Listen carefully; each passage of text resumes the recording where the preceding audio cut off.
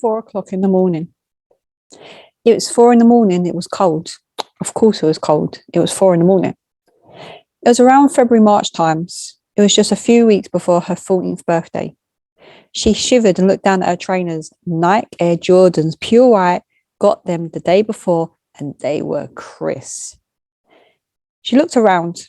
She hated being out at this time. It was always so quiet and freaky. The boy she was working with had gone off to get some munchies and said he'd be back in a bit. She would be going home in a minute. Standing here was just long. She pulled her hood up over her ears. Suddenly she heard a noise and her head shut up. It was the sound of someone walking and accidentally kicking a can. On the estate, them kind of noises echoed. Her eyes shut up to the flat where the others were. The lights were on, all the windows was open, but not much noise was coming out.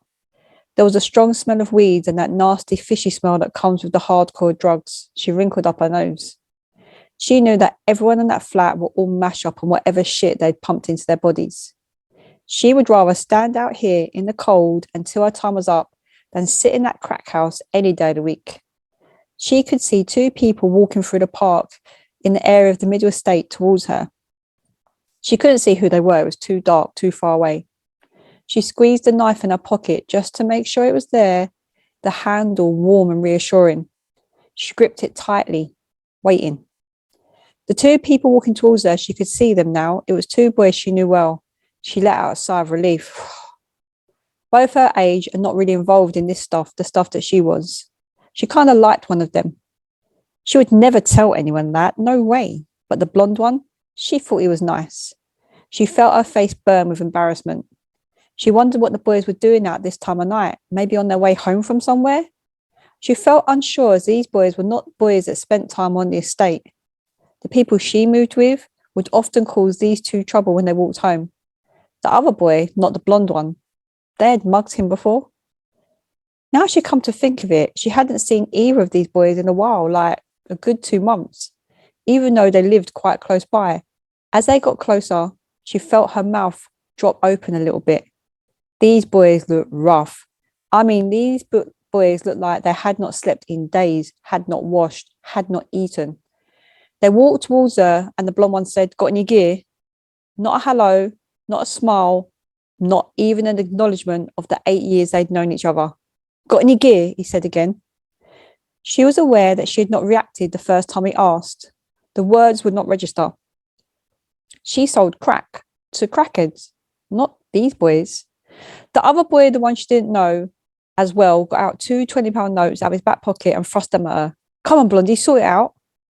Hearing him say her name hurt. So they did know who she was. But right now, all they wanted her to be was a crack dealer. She spat 2 rocks out of her mouth, took the money and passed the rocks. The blonde one caught her eye for a moment. She hardly recognised the boy she was looking at. Last summer, she had sat on the common with him one night and they'd shared cider and cracked jokes for hours. He looked at her now and said, "You should go home." He looked away and the two boys left. One aged 14, one aged 15, both out in the middle of the night buying crack. Blondie looked up and her bedroom was coming back from the 7-Eleven. He was eating a packet of krissss. "You're blonde, what's good?" he said as he got close. She just nodded. She took out a cigarette out of her coat pocket, lit it and took a deep pull and said, "Ryan was just here, you know. You know that kid that plays football?" Her pal nodded. "Yeah, I know him. What do you mean here, like walking through? He needs to be careful, man, don't get jacked." She shook her head. "Nah, like he just come here and picked up." Her pal stopped eating and raised his eyebrows. "Raw, ain't he like 14?